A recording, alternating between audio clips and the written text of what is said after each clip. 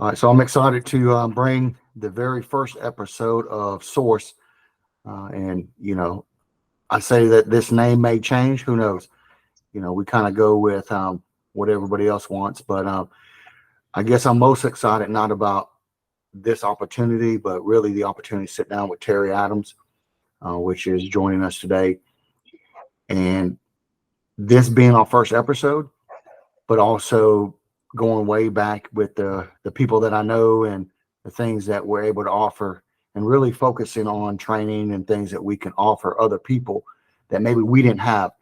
And I think in this episode, we're going to cover a wide range of things, but really give those that are listening the opportunity to see a perspective that they may not have seen in other, not just podcasts, but maybe not have heard these perspectives from those that are in this industry.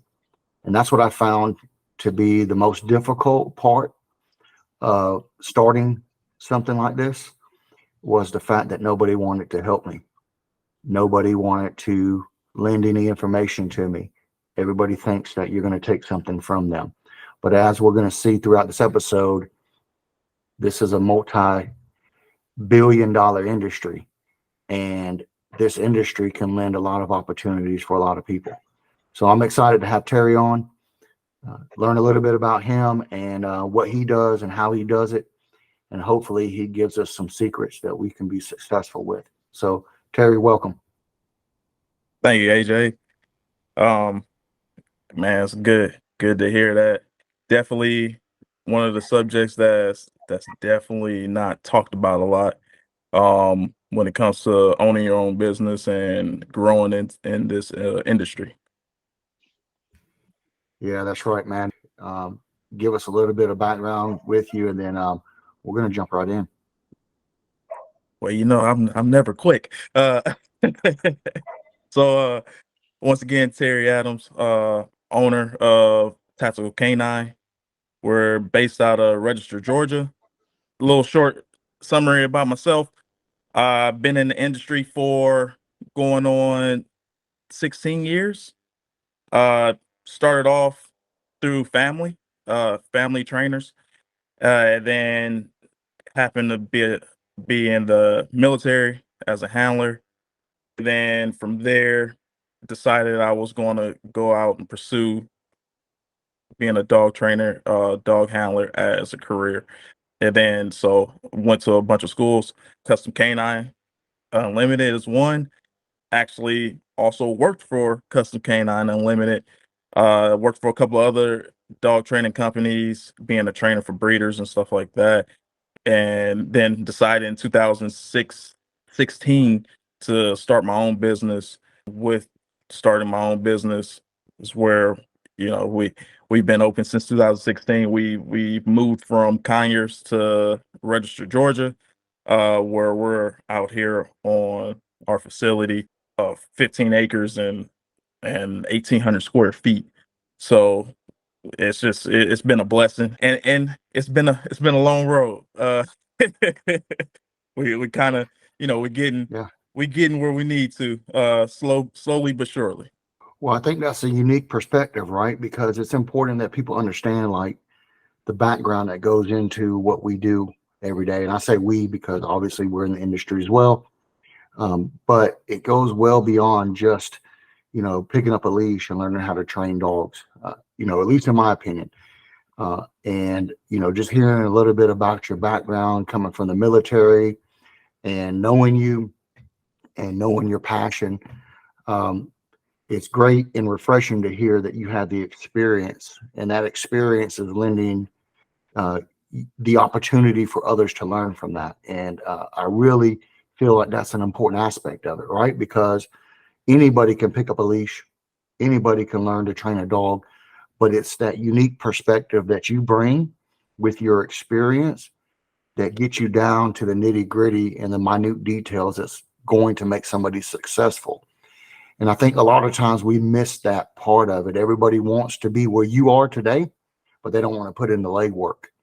So we're going to talk a little bit about that, those struggles that you probably went through, which you kind of touched on, and just seeing why you made that decision to now do this for yourself? Because you mentioned that you worked for a few companies, including us. And I think it's an important aspect to know that, uh, we promote, and really, if we think about it, how many dogs we buy from you and how our partnership and our friendship has evolved even past the, you working for us, and then now you going out on your own. And that's probably that's probably another conversation for a whole another episode, right? Like, how Yeah. do you get past that? How does somebody not be bitter? Because I see that so many times in this industry where we fight each other, or we're mad at somebody because they left us, or things like that. And that just hasn't been the case with us. So Terry, tell us a little bit about why you actually decided to now open up your own place. So one of the things that when I started my company, I actually was working for another company, and wasn't Custom Canine. Actually, while I was doing my company, I was working for Custom Canine. Even before we formed that relationship, you said, "Hey, this is what I'm doing. I just want you to know, is that okay?" But yeah, I mean, we knew that going into it.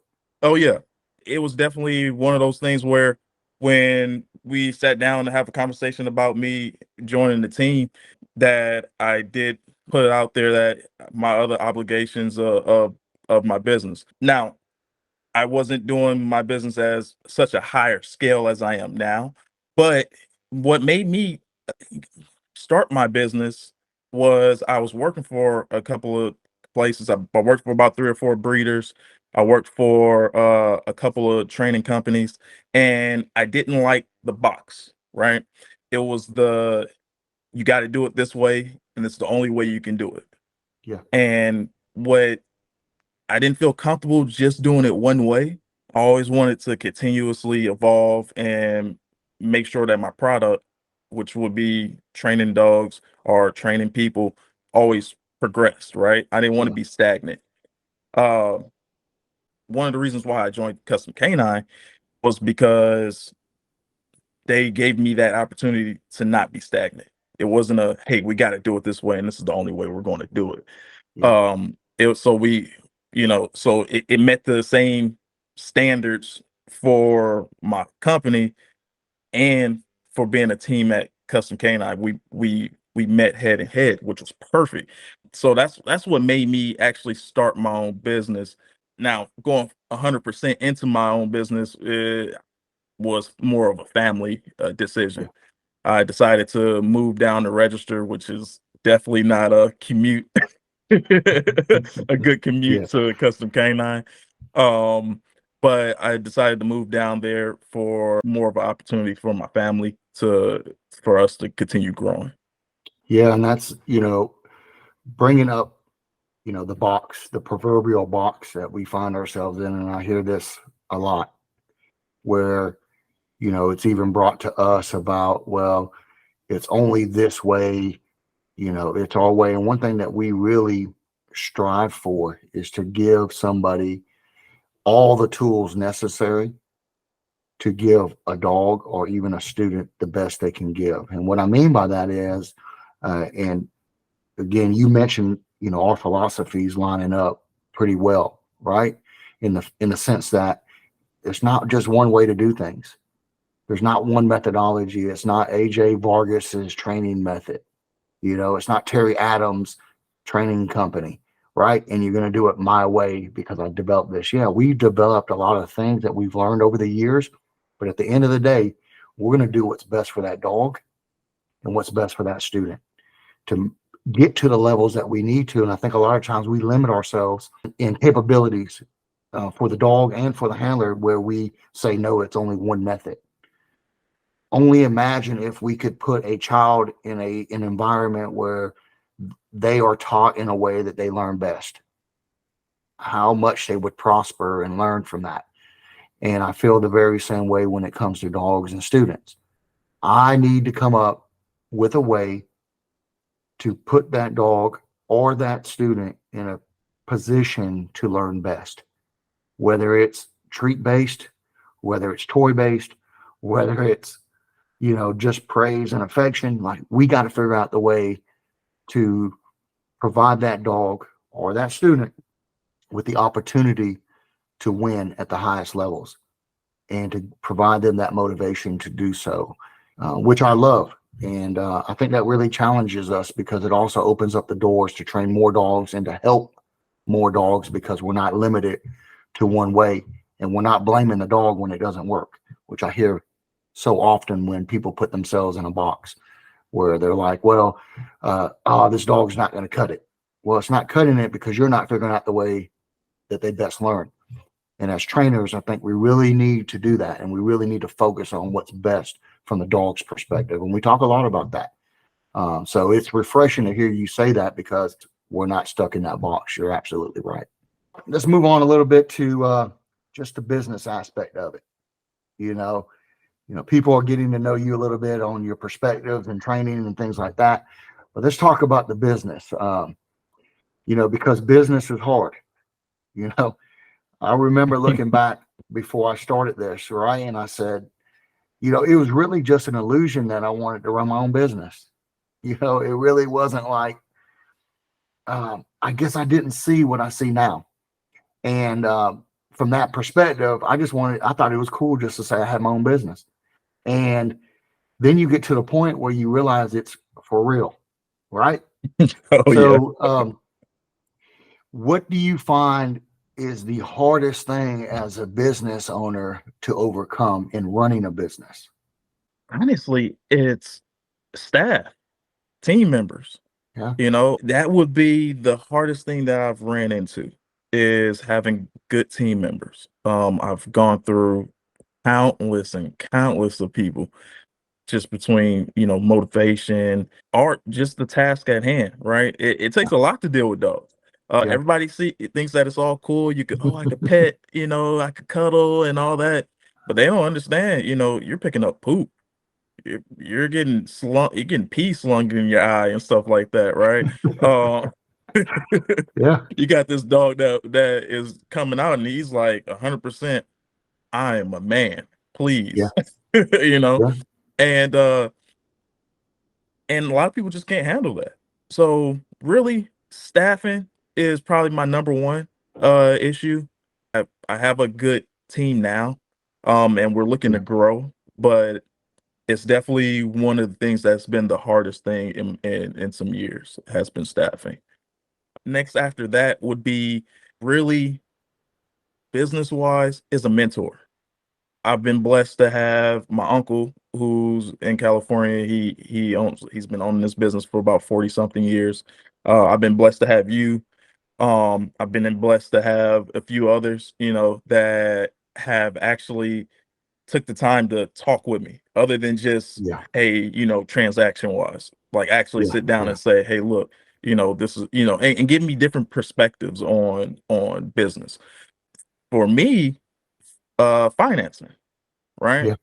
Knowing where to put your money in certain aspects, what's a smart buy, what's a stupid buy, or not so smart buy. And everything I've done so far, honestly, has been without a loan. So everything's been out of pocket, out of working, right? I enjoy it. It gives me even more of a rush, because how you were just saying, anybody can go out and pick up a leash. Well, I mean, honestly, there's a lot of people that can just go out and just fund their whole business, right? And have no knowledge into what they're doing when it comes to the aspect of the business side, right? The training part and stuff like that. We see it all the time. Funding was the other thing. That was my other biggest hurdle, should I say. We're getting past that hurdle. We're still building, but those three are definitely, in my opinion, the biggest hurdles that I've experienced. Heck, I mean, I'm pretty sure you've experienced tons of, staffing and stuff like that. So we live by a standard, right? And that's the hardest thing. Voice of Reason is on this call with us right now. And I say she's the voice of reason because she keeps me grounded in a lot of things. And last night we were talking, and it just became immediately apparent that I needed to lean on her a little bit on keeping me in the right path, especially when we're having conversations like this. But yeah, even, I look at everything to some degree as a transaction, even when we're hiring employees and things of that nature, and it has to be beneficial to everybody. Read a book one time, and I hate that I can't quote the author, but I'll still give them credit for this. I didn't come up with it, but I look for employees that get on the bus and ride it. I was just interviewing a potential trainer, and they came with a list of demands, you know, and it has to be this, this, and this. And I told them pretty upfront, and I had to stop them and tell them, hey, listen, at the end of the day, I need somebody that's going to get on the bus and ride it with us. If we need to pivot, we're going to pivot. We didn't get ourselves locked in that proverbial box. We said, okay, this is what we have to do. And as a team, I'm in the kennel. I'm, doing marketing. I'm meeting with this person. I'm out in the training field. And one day I may, wear 25 different hats. Well, I want staff that are willing to do the same thing. And, but you're absolutely right. Because we have standards, a lot of people don't want to live to that standard. And unfortunately, there's a lot of perspectives that you see that nobody else sees. You want to make sure if someone shows up, they always catch you in a state of readiness. And a lot of employees don't understand that. There's a lot of pressure that you have on you because you're the one that's going to be holding the bag with that. They don't. They don't have to make the phone call. Yeah. They don't have to sit there. They can quit tomorrow and it's still your reputation that's on the line. It's Terry Adams. It's not McDonald's. Do you know the name of the CEO at McDonald's? Maybe, but you don't have a personal relationship with them. People have a personal relationship with Terry Adams, and that's important to you. That's how you've built your business. But let's get the standards out of the way, and let's make sure we take care of these dogs at the highest levels. So yeah, staffing is one of the things that I think we all struggle. But with that being said, it's not just our industry. It's not just your business. Oh yeah. I talk to sheriffs, I talk to chiefs, I talk to other small business owners. Everybody deals with the same thing. And I think it's just where we're at right now. And we have to find a way to navigate it as best we can. Great points, man. Like hitting the nails on the head as you were talking through those points. Now, looking back, you've been doing this a number of years, 6, 7 years now. What is one thing you wish you would have known earlier on as you started out that you now know? I think one of the biggest things was if I would have knew years ago that being a business owner that you wear, like you said, you wear so many hats.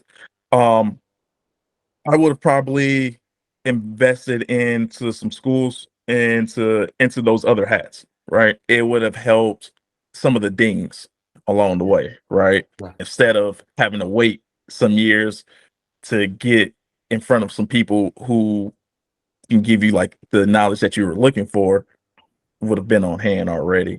Another one would have been stretch before I got into this.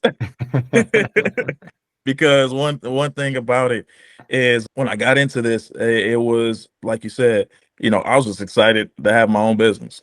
But when I started to expand, I started to see the growth and the need, and especially when COVID hit. Oh man, Yeah. we were getting crazy amounts of dogs. And a lot of those dogs weren't socialized, right? So not only are we getting dogs in, but we're getting dogs that are like problem dogs that we have to work on. Yeah. So that was like, oh man, But when I say stretch before I got in, meaning, maybe mentoring under some people and starting a little slower than what I did.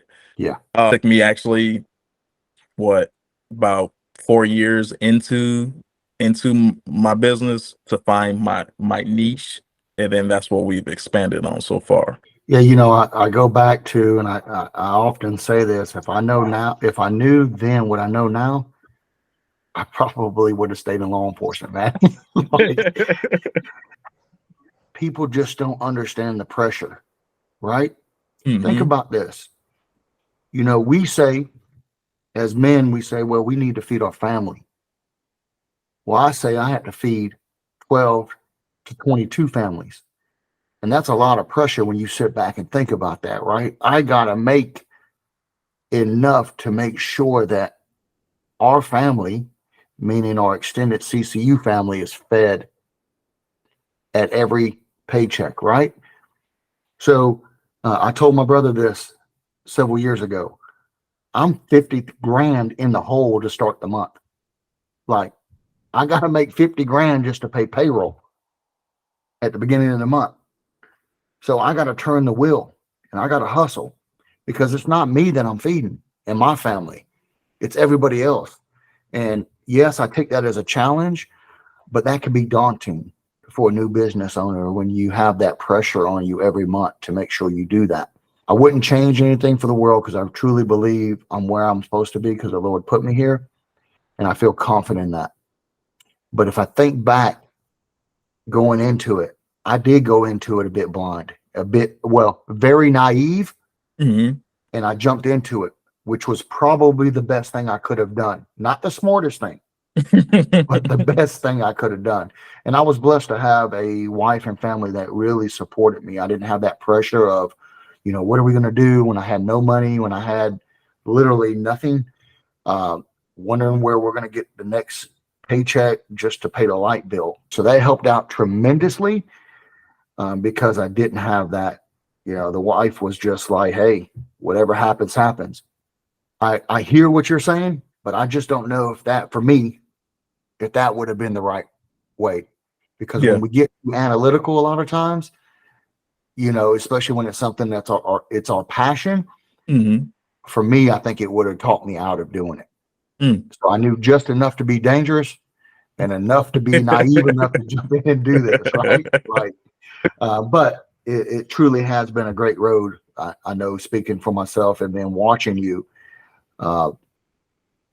just seeing you grow, getting the pictures from you and just talking to you on another level, knowing how excited you are about that same growth. And I love to see that, man. It really does excite me. So it's good for us to continue to pick up people to help. And those that want to learn and those that are accepting of our advice, not from a bad way or malicious way, but from a way that, hey, we really are trying to steer you away from the mistakes that we made. Mm-hmm. I say I've invested millions in And learning what we do. mistakes. Yeah, in mistakes. That's exactly right. Oh Millions, yeah. dude, like millions over the years learning this because I Mm-hmm. didn't come from money. I didn't come from a hedge fund that's funding me or, some big, money person. Yeah. I built this with blood, sweat, and tears, dude. The Lord has really like guided me through so many things. And, those are stories for later times, but people just don't see that. It's always funny when people go, man, I see you guys are doing great. Really? How? Oh man, I see it on Facebook all the time. Okay. Yeah. Okay. Like, yeah, I'm going to put on there right now that I'm depressed, that I don't have the cash flow to carry this project forward. I don't have this. Yeah, I'm going to put that on social media. Yeah. Of Everybody see course we're the doing, Yeah, they doing see the good. glam and glit, Yeah. and they're like, "Oh man, that's fantastic." And they don't see that, you woke up that morning, had to pray and cried before you, Yeah. pitch your pants on and said, "All right, let's get to work." Yeah. Um, And then wipe all that off because you have employees that are dependent on you, right? And then exactly. you're in the mix with them and they know nothing about that, right? Hmm. It's crazy, dude, to understand like the amount of stuff that we go through that nobody ever sees. But it's a great perspective though. Yeah. And I wouldn't change it, but it's something to prepare yourself for when you're wanting to run a business, right? Hmm. We can all get through it. Absolutely. But we have to be prepared and strong enough to handle that. And I tell people that all the time. It's cool, but the coolness wears off, dude. I'm Oh telling yeah. you. It's Hmm. cool to go see MMA ringside. Oh, I could do it. Yeah, I can do it. I'm gonna go train until you get hit in the mouth the first time. Oh yeah. And then your eyes water up and you're like, man, this is for real. And it Yeah. hurts. So let's talk about something that people don't want to talk about, Terry. Let's talk about fear. Okay. As a business owner, man, what's your biggest fear? Man, honestly, my biggest fear is my family. So, and I'm not just talking about like my personal family, but I'm talking about my staff, right? So Yeah, like my biggest fears as a business owner is saying, "Hey, look, we can't do it. We're done." yeah, That is my biggest fear. Um which is why I grind, I hustle, to yeah, get to make sure everybody is straight. What I was always told was if you don't have trials, you must be doing everything right, right? or you're not I doing nothing at all. Are not doing anything at all. Yeah, Yeah, exactly. yeah, At the end of the day, those things make you stronger. But what my focus is and what makes me hustle and grind so hard is the family.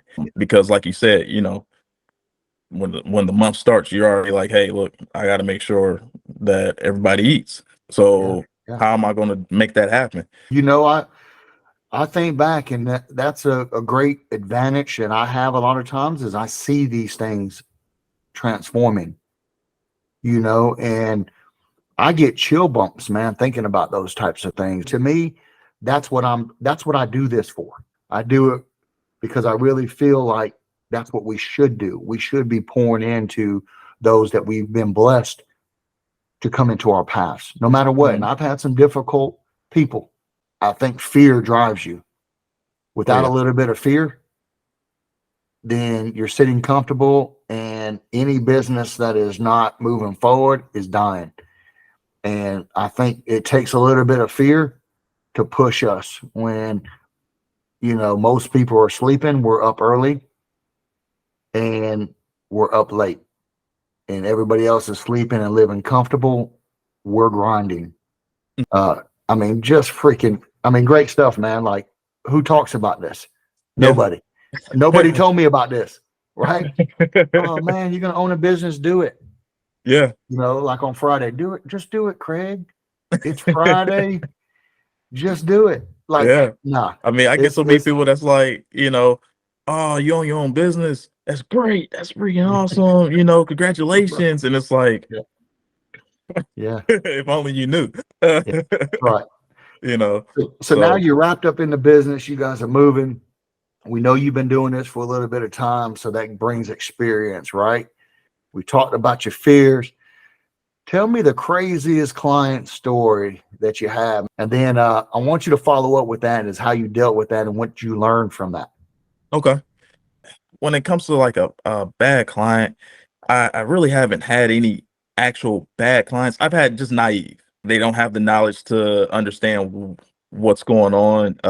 And but once you teach it to them, most of them tend to fall in line, and then they're like, oh, okay, cool. Now I understand. But when it comes to probably my craziest experience, I had a guy drop his dog off for training. His dog was coming to training for advanced obedience.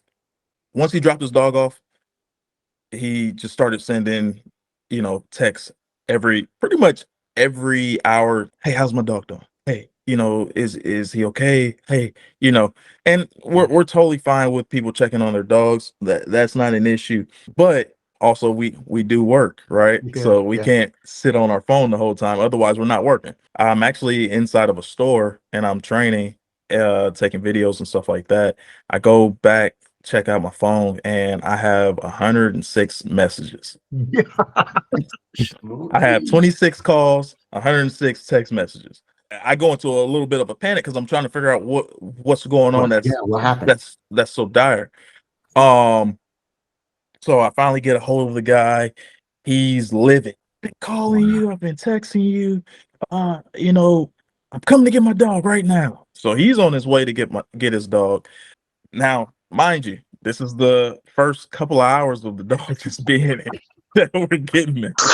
Gets Goodness. there and he's like, why weren't y'all answering my messages? Is my dog alive? And so he gets there, sees his dog, and we have a conversation, and I'm like, hey, you gotta understand, we train. We have to Yeah. have that time where we get all our dogs, trained up. And we can't be on the phone. We will get back to you for sure. But if you're unhappy with that, then by all means, please, you can take your dog. So he takes his dog. He gets about 15 minutes away. Turns around. Hey man, I'm sorry. I talked to my wife and she said, I was overreacting, A voice and of reason. and We all need them. exactly. And I want to continue with training. We go back and I tell them, hey, look, just give us some time. We're gonna have updates to you throughout the week. Yeah.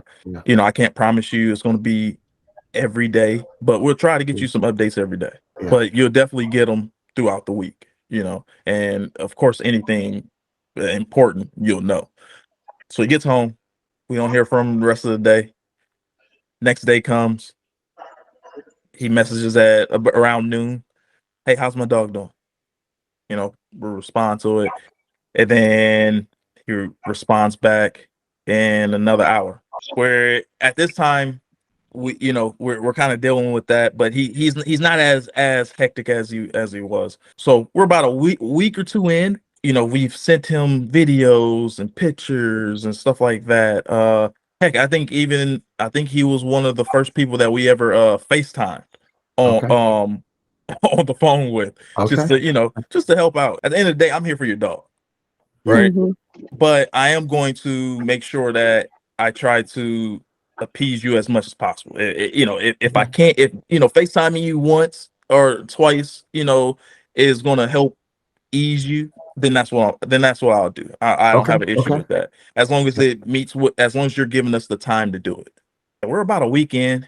He's like, I'm just not getting enough videos. I'm not getting enough pictures. We kind of amp up a little bit more, give him a little bit more. And so one night I get an alert on my phone. One of the cameras at the kennel is going off. I look, and there's somebody at the kennel. I'm like, "Whoa, man, what in the Yeah. world is going on here?" Mind you, I have a dog that stays out. Yeah. Yeah. So for that purpose, for if anybody comes in or anything like that. And so this guy, he's at one door, he's jiggling the door, trying to get in, goes to the other door, jiggles it, tries to get in. And so at this time, I hop in the truck and ride to the kennel to go see what's going on. Mhm. And I'm like, oh man, somebody must be trying to steal some equipment. And Yeah. Yeah. I'm not even thinking about dogs. In my mind, nobody's in the right mind to Yeah. go go to a place Yeah. with a bunch of protection dogs. Like, Yeah. oh, you're gonna go to this place and just snatch dogs that you don't know? Yeah. In my mind, I get there, the guy's inside my building. He's kicked the door in. He's inside the What? building, and it's not a good day for him. Oh. It was one of those things where he didn't read any of the signs. Yeah. Of Uh, course. and so he's in. Luckily, I was on my way there, and I don't stay far from the kennel. Talking Yeah. about Yeah. 3-4 minutes tops. So I get there, I get the dog off of him, and I recognize who it is, and I'm like, "Whoa, why are you here?" And Yeah. and what made you think that you should just break in? Um, so, he's like, I had to see my dog, and it was like, okay, but you call us and you let us know. And so it just became a whole thing. We didn't press charges on it. He Yeah. he did fix the door, and he did give us some free training. Uh Man. I understand that you're close to your animal, and we get that all the Yeah. time. We get a lot of people that are worried about their dog, that are Yeah. hesitant about starting training or leaving their dog with us because they don't know. Yeah. Yeah, I mean, you hear horror stories all the time. Absolutely. So it was just it was an experience for sure. Definitely did not finish that dog. I just had to be done with the whole situation. Yeah. That's right. Um, so we didn't finish that dog. What we ended up doing actually was doing lessons because it was just too much. Yeah.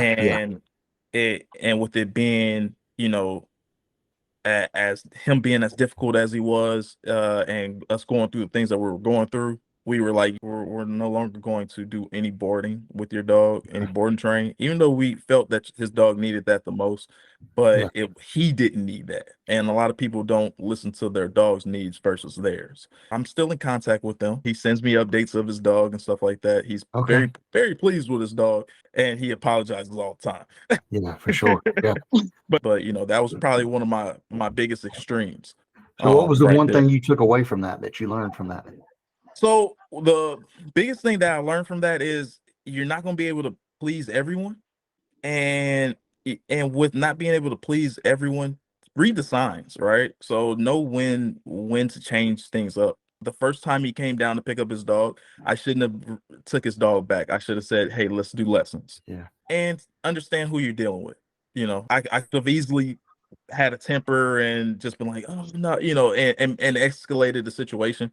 But instead it was one of those things where it's like, hey, look, I'm still trying to help out. I just don't know how I can. And I'm just gonna throw out some options. You tell me what works best for you. I told you what works best for your dog, but I need to know what's works best for you at the end of the day, because we can't keep having this. What's the one thing right now? And I know this changes just like fear, but what's the one thing that has contributed to your success at this point? What would that be? And what would that be for someone else to work on that's in this industry that's going to contribute to their success? Oh man, now that's a hard question. Because I have plenty of things that have helped, contribute to my success. Um, but if I say the one thing, um, I would probably say support. Okay. Not just as a business owner, but as a competitor, as a dad, as a man, everything. There's that ego where it's like, Yeah. I Yeah. can't talk to nobody. I can't tell nobody, that I'm stressed out. I got to keep this in and Yeah. just push on, right? I still have a lot of people that are supporters, right? You're Yeah. one of them. My mom, my family, I love her, man. employees. I have so much support there when I'm stressed out and when I just need to like vent, and people that are there to not necessarily pat me on the back, but to push Mhm. me forward, Yeah. right? Yeah. Um, and that has been definitely one of the biggest things, because if I didn't have my support system, I definitely wouldn't be here. I would be doing something else. Man, that's awesome, man. That's great advice. I remember when you were going through the building situation, and I had called you just out of the blue. We were talking. You were like, man, it's just been a hard time. But one thing we talked about was that, hey, man, just reach out, man. Like, don't ever feel like you're alone. You know, and I say us as a community, can figure out a way to help you. Hmm. You know, and I think that's important that we support each other in those times. As we give that advice, that's the same advice you take and you give to your people, meaning the people you're mentoring as well, because we absolutely cannot go at this alone. By giving that advice, that's probably the best thing ever, is to build that support system and have those trusted people that you can always depend on, that are just going to listen to you Oh yeah. sometimes. What I found is every storm has passed. Whereas I used to focus on the storms and feel like I was always in them. Hmm. But now what I look at is they always pass. It just takes time. Hmm. And we're going to get to a point where we're through those storms. And now we're looking back and we need to learn lessons from those as we look back through them. But I am going to finish today with just one thing real quick. Um, I always go through memories. And I think that's really what I have over the last 20 plus years doing this through law enforcement and all that. Memories always come back to me. And I can remember like specific training sessions. And I remember a sunny day one day. Oh Lord. Um, I already know where you're going. and I remember this so vividly. Um, it's like I'm there right now as I think through this and I tell this story. And you and I were on the training field together. And man, we were having a great session, man. We had like 6 handlers out there. And we were running this kind of follow the leader. and we decided we were going to take these dogs off leash. We had a handful of patrol dogs and handlers that were at a great place in their course and the control over their dog and all that. And I remember I'm sitting at one side of the field, you're sitting at the other side, and we're just running this and we're working like we had that vibe going. Everything was going smooth, and next thing you know, a fight breaks out between two dogs. So me and you are watching, seeing how the handlers are going to handle it. We look over, another fight breaks out. Well, in the midst of this chaos, one dog emerges out of nowhere. And I remember it was like in slow motion. This dog breaks out of the crowd. The handlers break up dogs. Oh, it was definitely poetry. It definitely had to be in slow motion. It was slow motion in my mind for sure. Yeah, definitely in mine. Go ahead, finish the story. Definitely in mine. I had a voice in my head like, oh no, what's going on over there? Oh no, what is this dog doing? So this dog emerges from the crowd. Voice of reason, you should have seen it. This dog like breaks out in slow motion and running like, I'm like, where is this dog going? Then I look over to my left, and for whatever reason, he heads straight for Terry. And I'm like, what is going on? And next thing I know, this joker launches right at Terry and goes to bite Terry. And of course, I do the best thing that any smart trainer could have done, right? What do you think that is, voice of reason? Watch. Oh, yeah, you watch. Exactly.